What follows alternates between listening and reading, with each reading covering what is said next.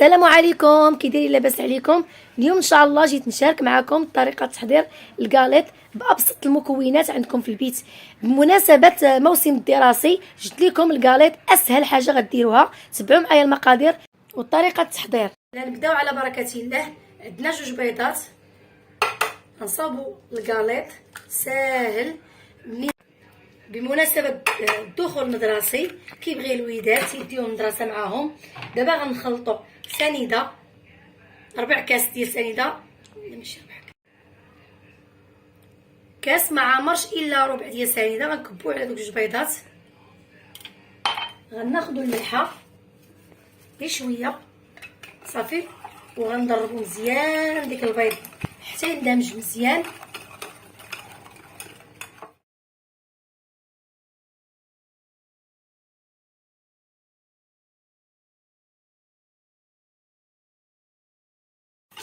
صافي بعد ما ندمجنا البيض مزيان مع السنيده حتى تغير شويه اللون، صافي غنديروا تدريجيا الزيت، نص كاس الزيت ها هو نباتيه.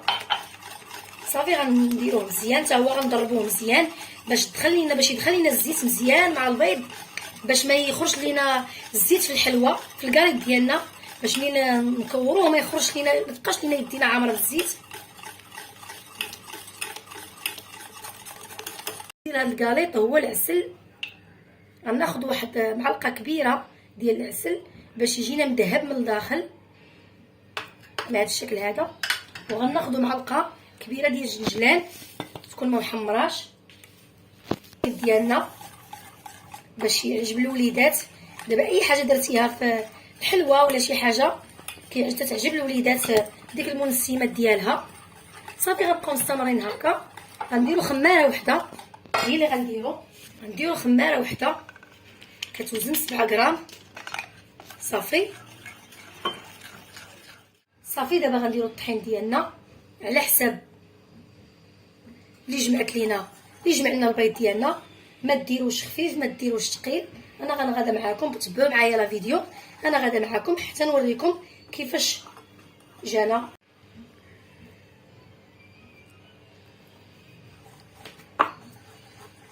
صافي غنحيد، صافي غنجمع بيديا بحال هكا غير بشويه حتى نكمل.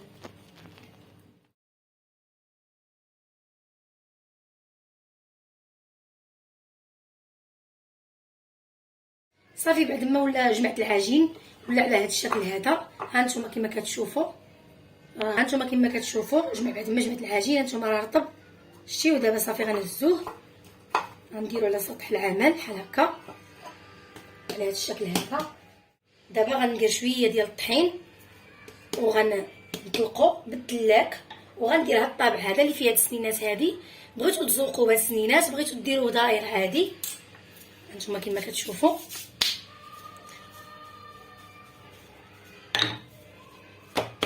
راه العجين ديالو رطبه وما قاصحاش، حيت الا كانت قاصحه غتشقق لينا الكاليط ديالنا. وما غنرقوش بزاف، واخا تشوفوني سرحتو راه ما غنرقوش بزاف. نخليوه غير شويه صافي، نسرحوه غير شويه صافي على حساب السمك ديالنا ديال الكاليط اللي بغيتو، حيت فيه الخميره راه مازال غيتنفخ.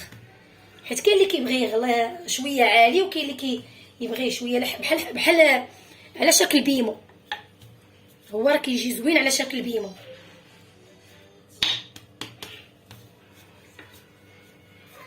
شويه ديال الطحين هذا صافي. وهانتوما شوفوا الشكل اللي غندير عليه، شتيو ما غليظ ما رقيق. شنو بعد ما سرحناها هانتوما على هذا الشكل هذا كما كتشوفوا. علاش ما نديرو ما غليظ ما والو، ماشي غليظ بزاف حيت مازال غيتنفخ. صافي وغناخذوا هذا السمك ديال التقطاع ديال هذا ولا هذا اللي بغيتو. صافي غنقطع، نبقى مستمره بحال هكا نقطع هكا.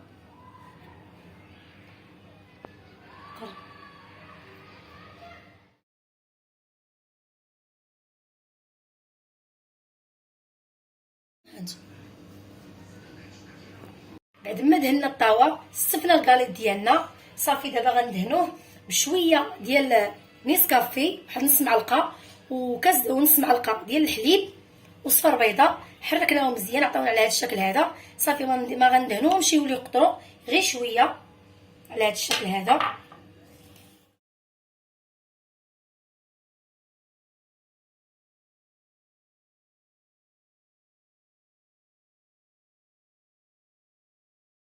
غنديروا واحد الزواقه، اللي بغيتو الزواقه هكا ولا بغيتو هكا ديروا على الشكل اللي بغيتو.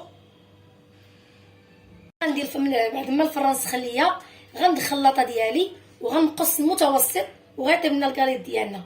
كان هذا هو الشكل النهائي ديال الكاليط ديال اليوم. ها نتوما شوفوا كي جا. نحل لكم وحيده، شوفوا تبارك الله شتي جا مفتت وجا زوين وجا محمر من الداخل. اللون اللي عطاه هو اللون ديال العسل. ها نتوما شتو كي جا تبارك الله زوين. كنتمنى تشاركوا معايا في القناه، وبسلامه عليكم الى فيديو اخر ان شاء الله.